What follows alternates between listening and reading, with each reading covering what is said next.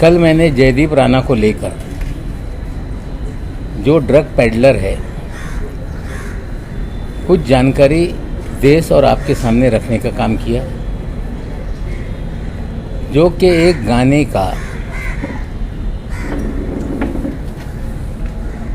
Finance head था। ये जानकारी लोगों के सामने रखी। कल से कहा जा रहा है कि मैं किसी के बीवी को इन्वॉल्व कर रहा हूं। कुछ लोग ये शोर मचा रहे हैं कि महिलाओं तक ये पहुंच रहे हैं। पिछले लगभग 26 दिन में 2 महिलाओं के अलावा मैंने किसी की माँ, बहन, बहू, बेटी या किसी भी महिला को लेके कोई भी आरोप या उनका उल्लेख नहीं किया। दोनों महिलाओं का उल्लेख इसलिए आया कि उनसे चीज़ें जुड़ी हुई हैं, इसलिए उनका उल्लेख आया है। लेकिन जो लोग महिलाओं को लेकर सवाल खड़ा कर रहे हैं, हम उनसे पूछना चाहते हैं कि क्या दूसरों की माँ बहनें ये महिलाएं नहीं हैं? कल किरीट सोमैया ने अपने प्रेस कॉन्फ्रेंस में अजीत दादा की माँ का उल्लेख किया, उनकी बहनों का उल्लेख किया। इससे पहले संजय राउत जी की बीवी को ईडी के कार्यालय तक पहुंचाने का काम किया गया। खड़से साहब की पत्नी को ईडी के कार्यालय तक पहुंचाने का काम किया गया। किरीट सोमैया महाराष्ट्र के सम्माननीय मुख्यमंत्री की पत्नी को बार बार उनका नाम लेकर आरोप करते रहे। क्या इनकी घर की महिलाएं महिलाएं हैं और बाकी महिलाएं महिलाएं नहीं? हमें लगता है कि अस्तर जो बीजेपी गिरा रही है, हमने कोई अस्तर नहीं गिराया। ये सीधे लोगों को समझना होगा। कल मैंने जो भी आरोप लगाए, कोई आरोप हमने हवा में किसी पे नहीं लगाया। ड्रग पेडलर गाने का ये फाइनेंस हेड है, ये सवाल हमने खड़े किए थे। और कल देवेंद्र जी ने, जो महाराष्ट्र के विपक्ष के नेता है, उन्होंने कुछ मुझ पर आरोप लगाए और उन्होंने एक बात कही कि मैं आरोप लगाने के बाद कभी माफ़ी नहीं मांगता। उन्होंने कहा कि नवाब मलिक के दामाद के घर से गांजा बरामद हुआ। देवेंद्र जी, आपका निकटतम वानखेड़े है, पंचनामा मंगा लीजिए।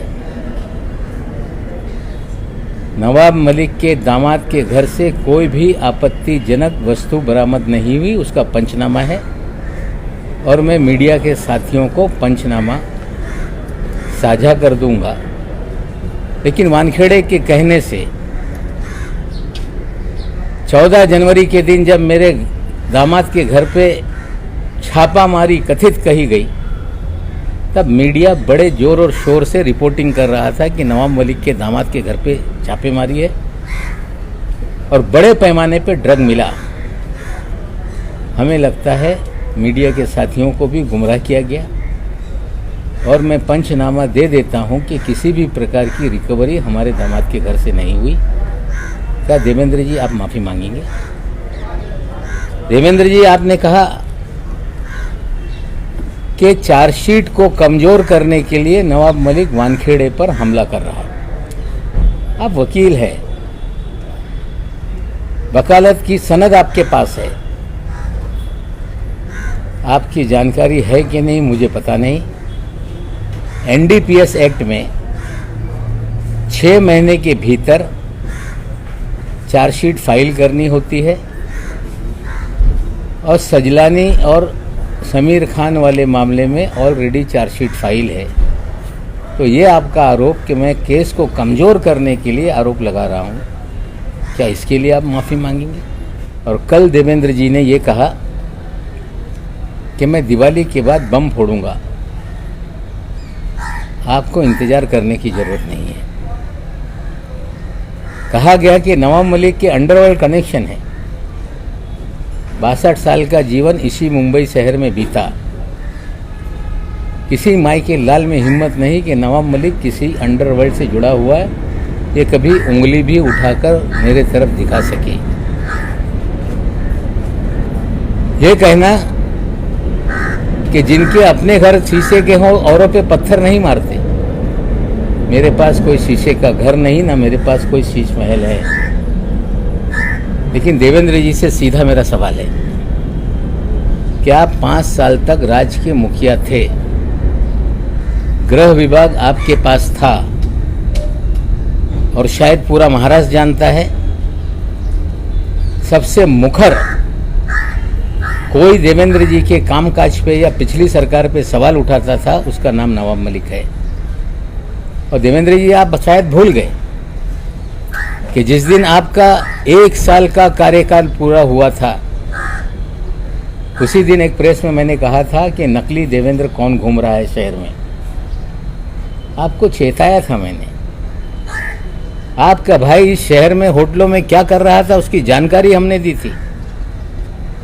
आप जब चेंबूर वाले के घर पे जाते थे, हमने आपको चेताया था एक बार कि यहाँ मत जाइए। हमने कभी व्यक्तिगत वेंडेटा की राजनीति नहीं की। अगर उस समय उस होटल के फुटेज अगर मैं जारी कर देता तो शायद लोग मुंह दिखाने लायक नहीं रहते। आप कह रहे हैं कि नवाब मलिक के अंडरवर्ल्ड के संबंध है।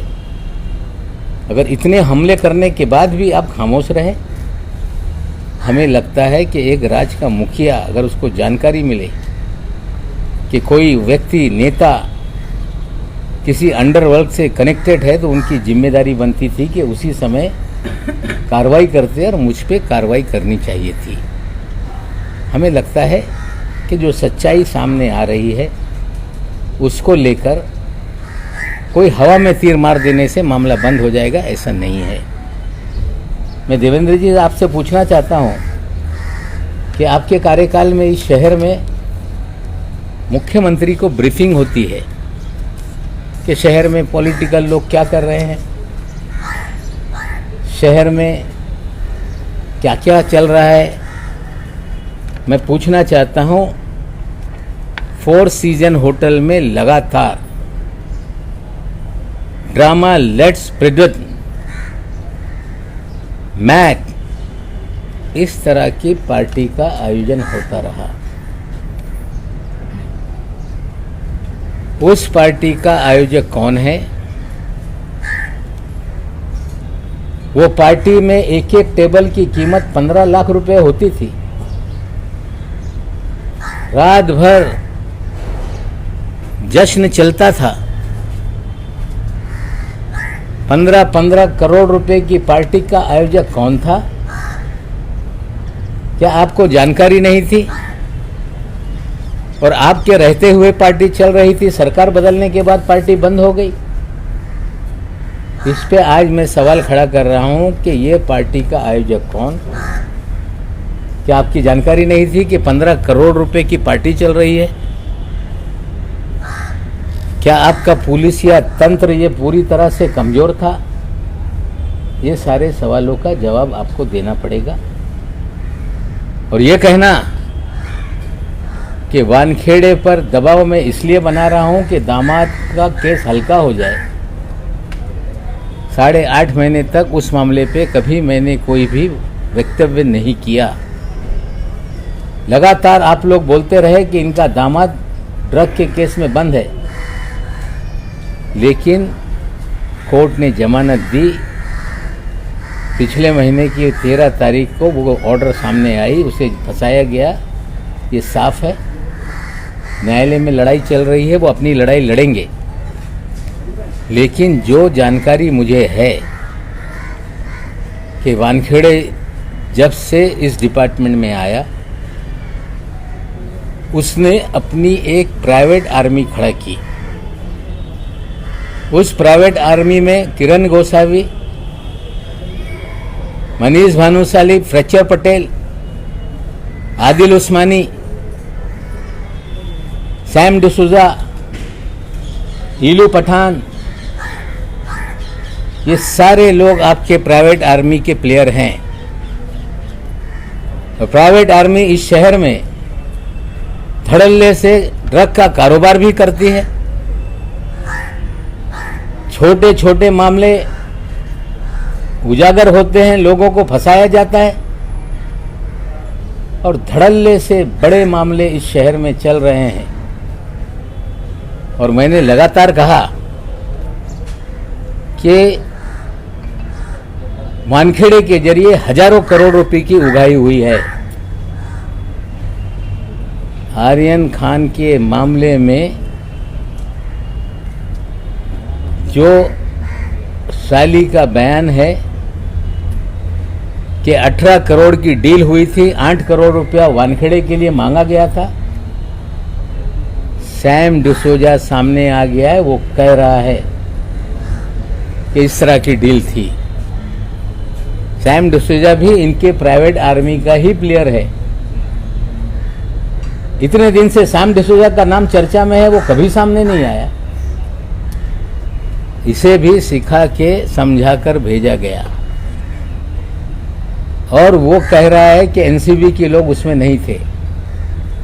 तो एनसीबी के कार्यालय में किरण गोसावी क्या कर रहा था? एनसीबी के डायरेक्टर के पीछे पोर्ट पे किरण गोसावी कैसे खड़ा था? कैसे 13 लोगों की तस्वीरें चिन्हित करने के लिए सभी को बांटी गई थी? किस तरह से डीजी एनसीबी कह रहे थे 3 तारीख की रात में कि देश के इतिहास में पहली बार मिड समंदर में एक कार्रवाई हुई है। दावा किया जा रहा था कि 15 दिन से प्लानिंग चल रही थी। पूरा फर्जीवाड़ा ये जो है, ये वानखेड़े रच रहा था। हमने पहले दिन से गोसावी पे सवाल खड़े किए, भानुशाली पे सवाल खड़े किए, हमने फ्लेचर पटेल पे सवाल खड़ा किया, हमने 3 लोगों को क्यों छोड़ा ये सवाल खड़ा किया। लेकिन हर बार सत्यमेव जयते कर कर भागने लगे। ये फर्जीवाड़े का खेल ये छोटा मोटा नहीं। 15/2020 एक केस समीर वानखेड़े के आने के बाद एनसीबी ने दर्ज किया है। उसी केस में सारा अली खान को हाजिर कराया गया। उसी केस में श्रद्धा कपूर को बुलाया गया। उसी केस में दीपिका पादुकोण को बुलाया गया। सारी फिल्म इंडस्ट्री को 15/2020 की केस में बुलाया गया। आज तक ना वो केस बंद हो रहा है, ना चार्जशीट हो रही है। ऐसा क्या है कि 14 महीने तक कोई केस बंद ही नहीं होता है? इसी केस के तहत हजारों करोड़ रुपए वसूली गए। और हमने कहा कि उगाही मालदीव में हुई है। 2 तस्वीरें हमने डाली, एक दुबई की, एक मालदीव की। ये कह के भाग जाना कि मैं दुबई कभी नहीं गया। बहन दुबई गई थी, आप मालदीव में थे। मालदीव का दौरा कोई आसान नहीं होता। इतने लोग जाएंगे तो 20-30 लाख रुपए का खर्चा। ये जांच करे एनसीबी की विजिलेंस टीम की, इसका खर्चा किस अकाउंट से किया गया।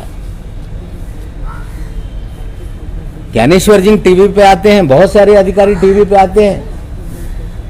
किसी भी अधिकारी का शर्ट 1500 रुपए से महंगा नहीं। लेकिन समीर वानखेड़े की शर्ट 70,000 रुपए की क्यों होती है? हर दिन नया कपड़ा पहन के क्यों आते हैं? मोदी साहब से भी आगे निकल गए।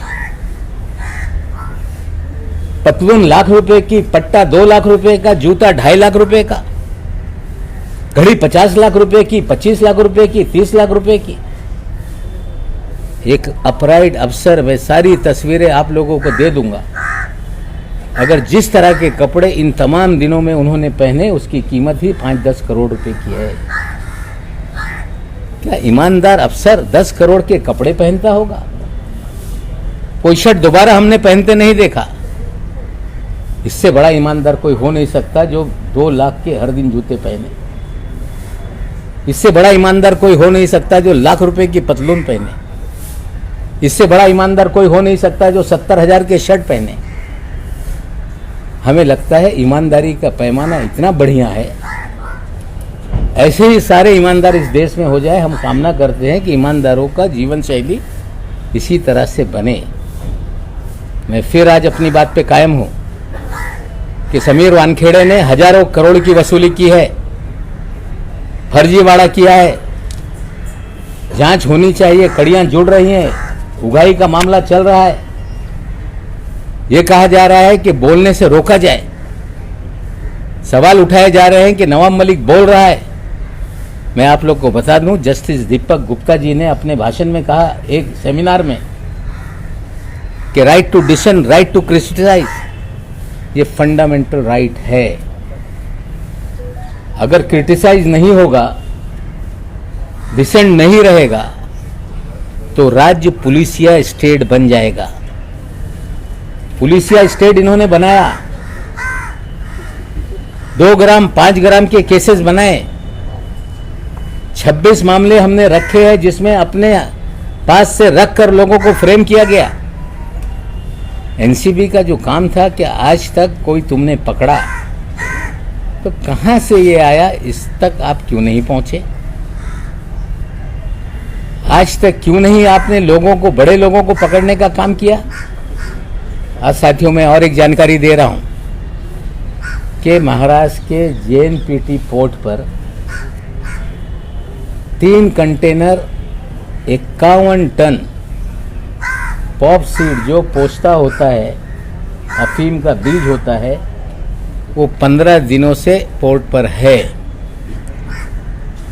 हम जवाब चाहते हैं डीआरआई से कि 15 दिन में आपने केस रजिस्टर क्यों नहीं किया?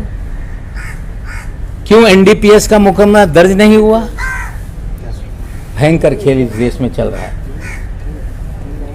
चाहे मुंदड़ा पोर्ट पे ड्रग पकड़ी जाए, एनआईए के बाद जांच चली जाए, धंधे बस्ते में चली जाए। पिछले 10-12 दिन पहले एक केस आया था ड्रग का, वो भी 8 दिन के बाद उजागर हुआ। आज 51 टन पॉप सीड वहां पड़ी है, उसके लेकर कोई भी मुकदमा दर्ज नहीं हो रहा है, केस दर्ज नहीं हो रहा है। पूरा खेल ड्रग का कहीं ना कहीं राजनीतिक संरक्षण के बिना नहीं चलता, और ये बहुत ही खतरनाक तरीके से देश को उलझाया जा रहा है। ड्रग पूरी तरह से खत्म हो, हम साथ में लोगों के हैं, लेकिन अगर राजनीतिक संरक्षण में ड्रग का धंधा चलेगा, जिनको ड्रग रोकने के लिए जिम्मेदारी दी जाएगी वही ड्रग का धंधा करवाएंगे, प्राइवेट आर्मी बना के उगाही करेंगे, ड्रग बेचने के लिए लोगों को खुला छोड़ेंगे, तो हमें लगता है लोगों को इसके लिए खड़ा होना पड़ेगा। दूसरी एक घटनाक्रम और हुआ है। अनिल देशमुख जी कल गए, जब सारे लीगल मीन्स जो भी थे उनके पास, उन्होंने आजमाया और स्वयं हाजिर हुए। उन्हें भी फंसाया गया, उन्हें भी जो आरोप लगाने वाला था परमवीर सिंह, वो फरार है, और जिस पे आरोप लगाया गया, जो जांच को सहयोग करने के लिए हाजिर किया गया, उन्हें गिरफ्तार किया गया। ये सारी कार्रवाई राजनीति से प्रेरित है, सरकार को बदनाम करने के लिए है, नेताओं को डराने के लिए है। हम ये साफ कह देते हैं कि फिर ट्वीट आ रहे हैं कि अगली बारी अनिल परब जी की है। ये नेताओं को डराना और सत्ता के दुरुपयोग का काम बंद हो। ठीक है, अनिल देशमुख जी को आपने गिरफ्तार किया है, कानून अपना काम करेगा। फर्जीवाड़े से लोगों को फंसाओगे, आज नहीं कल चीज़ें सामने आएंगी। लेकिन परमवीर सिंह कहाँ है, इसकी जवाबदेही ये केंद्र सरकार की है। महाराष्ट्र से वो पंजाब चले गए, चंडीगढ़ चले गए, उसके बाद लौटे नहीं। कहा यह भी जा रहा है कि वे विदेश में, तो भागने के 3 ही रास्ते हैं।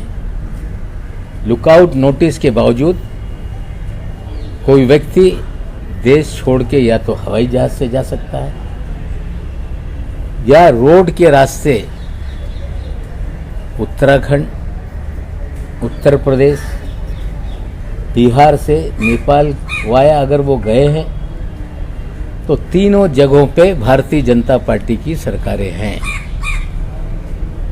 क्या अन्य लोगों की तरह भी परमवीर सिंह को भगाया गया, उनके जरिए झूठे आरोप लगा के सरकार को बदनाम करने का काम किया गया? इसका भी जवाब लोगों को, बीजेपी को देना होगा।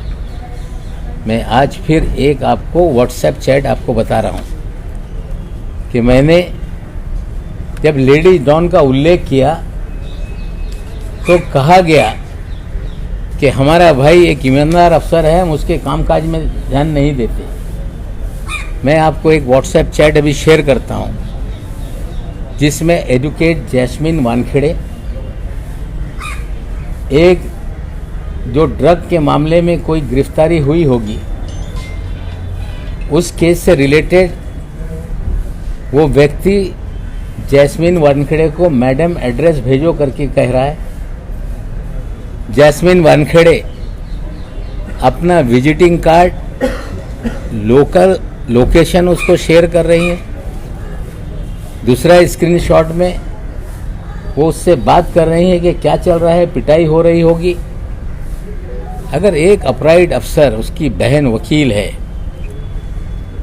तो किस तरह से जिन्हें एक्यूज बनाया जाता है उससे संवाद करती है। मैं फिर कह रहा हूं कि प्राइवेट आर्मी का खेल था। उगाही के धंधे में ये सारे प्राइवेट आर्मी के लोग थे और लेडी डॉन भी इस धंधे में शामिल थी। मैं आज फिर कह रहा हूं, निश्चित रूप से महाराष्ट्र, मुंबई की पुलिस जांच कर रही है। वानखेड़े भाग रहे हैं कि मुकदमा मामला सीबीआई को दे दो, एनआई को दे दो। वानखेड़े भाग रहे हैं कि नवाब मलिक को बोलने पे रोक लगाई जाए। वानखेड़े पीआईएल फाइल करा रहे हैं सुप्रीम कोर्ट में कि नवाब मलिक को रोका जाए, जांच मुंबई पुलिस से हटाई जाए। सत्यमेव जैसे कहने वालों को चाहिए कि सांच को आंच क्या, जांच होने दीजिए। महाराष्ट्र पुलिस ने कहा है कि इन्हें गिरफ्तार करना होगा तो 72 घंटे की नोटिस दी जाएगी। वसूली गैंग का पर्दाफाश हो रहा है और जिस दिन वानखेड़े पे कार्रवाई होगी हमें लगता है कि लोग खुलकर सामने आ जाएंगे। मैं अपील करता हूं, जिन लोगों के साथ उगाही हुई है वो खुलकर आएँ, बताएं। अगर डर में जियोगे तो ये पुलिसिया राज देश के लोकतंत्र को खत्म कर देगा। मैं आपके माध्यम से अपील करता हूँ। तर तुम्ही 51 टन माल पडून असल्याचं JNPTवर म्हटलेलं आहे, त्या संदर्भात कोणती कंपनी आहे, कुठून माल आला याबाबत? नाही, याच्या सगळ्या कागदपत्र माझ्याकडे थोड्या वेळेत येणार आहे। मी आपल्याला व्हॉट्सअपवर सगळं शेअर करतो। सर, आपने बहुत सारी चीज़ें कही, एक एक चीज़ों को सिलसिलेवार तरीके से। पहला तो आपने केस नंबर 15-20 का कहा, इसमें अभिनेत्रियों को बुलाया गया, किस आधार पे कह रहे सर, उसमें क्या क्या हुआ, अगर थोड़ा और विस्तार से बता पाए आप? देखिए, ऐसा है, कोई भी मामला आपने दर्ज किया है केस, तो उसका इन्वेस्टिगेशन 13-14 महीने तक क्यों नहीं कंप्लीट हो रहा है? उसी केस में आपने फिल्म जगत के लोगों को बुलाया, ये कह के कि व्हाट्सएप चैट में मिला है, और आज तक उस केस में कोई भी गिरफ्तारी नहीं हुई है। उसी केस की आड़ में उगाही का धंधा है। क्लोजर या तो कर देते या चार्जशीट लगा देते, लेकिन 14 महीने तक एक मामला खुला हुआ है जिसमें फिल्म वालों को लगातार सम्मन किया जाता है, उगाही की जाती है। इससे बड़ा उदाहरण नहीं हो सकता। सर, आर्थिक की बात की हजारों करोड़ को उगाही, उसके लिए कुछ सबूत मिल पाए आपको? क्योंकि देखिए, ऐसा है कि अभी तो 18 करोड़ की डील वाला मामला खुल रहा है। 8 करोड़ रुपया वानखेड़े के लिए मांगा गया था, ये बात सामने आ रही है। अगर डील हो रही थी आर्यन को लेके 18 करोड़ की, तो सारे अभिनेता अभिनेत्रियों से डील हुई है। डर के मारे कोई नहीं बोल रहा है। मालदीव में भी उगाही हुई, घर के लोग भी उगाही के धंधे में थे। प्राइवेट आर्मी के सारे लोग उगाही के धंधे में थे। हमें लगता है अभी एक उगाही का मामला जो खुला है, पुलिस उसकी जांच कर रही है, कड़ियाँ खुलेंगी। जो सैम डिसूजा आया था वो भी उनका आदमी था, उसमें एक घूले का उसने नाम लिया है जो बैंकर है, एक और कोई सुनील पाटिल का नाम सामने आया है। मेरी जानकारी है कोई वाघमारे नाम का भी व्यक्ति उसमें है। हमें लगता है कड़ियों से कड़ियाँ जुड़ेंगी तो 18 करोड़ की उगाही का मामला इस्टेब्लिश हो रहा है। मुंबई पुलिस अभी चीज़ों को देख रही है। जब पूरी तरह से चीज़ें हो जाएगी, हम किसी को फर्जी तरीके से फंसाते नहीं। मुंबई पुलिस चीज़ों को देख रही है। जब पूरा मामला इस्टेब्लिश हो जाएगा तो निश्चित रूप से पुलिस कार्रवाई करेगी। सर साल 2020 में जो बॉलीवुड वालों से पूछताछ हुई थी, वो 2 अलग अलग केसेस में हुई थी। FIR नंबर 15 ऑफ 2020 और 16 ऑफ 2020। एक केस दिल्ली की टीम देख रही थी और एक केस मुंबई की टीम देख रही थी। तो क्या दिल्ली की टीम ने भी जिन लोगों को बुलाया था कि दीपिका पादुकोण उसमें थी, क्या उनसे भी उगाही हुई है? दिल्ली टीम की इंक्वायरी वाले केस की भी डिपार्टमेंट एक है, दिल्ली का हो मुंबई का हो मुझे पता नहीं। NCB है और एक VV सिंह नाम का कैरेक्टर सबसे महान है इस NCB में। मैं आज जिम्मेदारी से कह रहा हूं कि जब मेरे दामाद को बुलाया गया तो VV सिंह ने कहा कि I want to buy Land Cruiser. अगर मेरे दामाद से लैंड क्रूजर की बात करते हैं तो क्या खेल चल रहा था खुलेगा। और मैं सारी चीज़ों को, ये जो गलत चीज़ें हो रही हैं उसके एक एक सबूत हम रखेंगे। अभी तो उगाही का धंधा हो रहा था, ये इस्टेब्लिश हो रहा है। पुलिस की जांच जैसे जैसे आगे बढ़ेगी, हमें लगता है एक बार वानखेड़े गिरफ्त में आ गया तो लोग खुलकर सामने आएंगे। और VV सिंह, जिसे इसके पहले करप्ट है करके साइड में रखा गया था, वानखेड़े ने फिर इस खेल में उतारा है। कहीं ना कहीं पूरा रचा रचाया उगाही का धंधा है। जो ये सारी कड़ियाँ जुड़ रही हैं, KP गोसावी, साली, सैम डिसूजा, और सबसे बड़ा उसके अंदर जो गवाह होगा, जिस गाड़ी का जिक्र किया गया है, ये सारे खेल के बाहर का वो आदमी है। वो ड्राइवर इस गाड़ी में सुन रहा होगा, लोकेशन को कंफर्म कर सकता है। हमें लगता है पुलिस अपना काम करे और पूरी तरह से इस्टेब्लिश हुआ है कि उगाही का 18 करोड़ की डील हुई, 50 लाख एडवांस उठाया गया और 8 करोड़ की हिस्सेदारी वानखेड़े की थी। अरे खाली ये तो ED CBI की धमकी तो कई दिनों से दी जा रही है। लेकिन एक गंभीर विषय फिर मैं बोल दूँ, कल जिस तरह से परवीन दरेकर जी ने और चंद्रकांत पाटिल जी ने कहा कि इसके अंजाम बुरे होंगे, अभी तक तो धमकियां राजस्थान से आ रही थी, अब सीधे महाराष्ट्र BJP के अध्यक्ष, विरोधी पक्ष नेता धमकी दे रहे हैं कि अंजाम बुरे नहीं होंगे। ठीक है, राजनीतिक लड़ाई के अंजाम बुरे होंगे, हमें कोई डर नहीं। कोई आप दुरुपयोग करके मुझे जेल में डाल दो, उसका मुझे डर नहीं। लेकिन मेरे भाई बहन, पोता पोती, नाती भतीजे, इन सभी लोगों के बारे में लोग जानकारी हासिल कर रहे हैं कि 4 साल का बच्चा कहाँ पढ़ता है। अगर ये परिवार के सदस्य को किसी भी तरह का नुकसान हुआ तो इसकी पूरी जिम्मेदारी चंद्रकांत पाटिल और दरेकर की होगी। ताज्या बातम्यांसाठी मराठा न्यूजला सबस्क्राईब करा आणि बेल आयकॉन प्रेस करा।